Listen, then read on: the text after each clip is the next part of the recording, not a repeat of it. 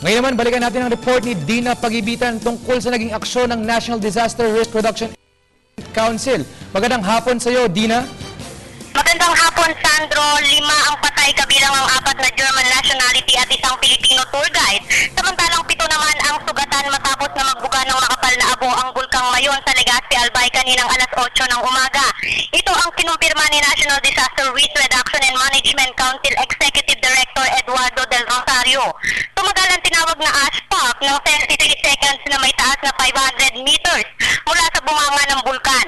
Kinabibilangan ng mga nasawi at nasugatan ng 20 mountaineers na pawang mga German, Australian at Pilipino. Wala pong mga pangalang inilalabas ang NDRRMC. Ayon naman sa PBOLS, hindi nila nakitaan na abnormal na lagay ang bulkan sa nakalipas na mga araw, ngunit paglilinaw naman ng pamunuan, hindi raw namomonitor ang posibilidad ng ASPAC na tinatawag dahil anumang oras ay maaari itong maganap. Dalawang dahilan ang tinitingnan ng PBOLS ASPAC. Una rito ang gas o init na nasa ilalim ng bulkan at ang tubig ulan na pumasok sa bunganga ng Mayon. Naka-alert level 0 pa rin ang bulkan dahil wala silang namomonitor ng magma activity ng bulkan Mayon.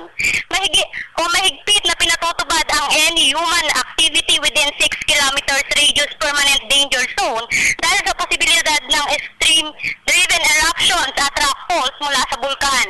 2010 pa huling nagkaroon ng phreatic event ang nasabing bulkan. At yan muna ang latest mula dito sa NDRRMC para sa Telebisyon ng Bayan. Ako si Dina Pagibitan.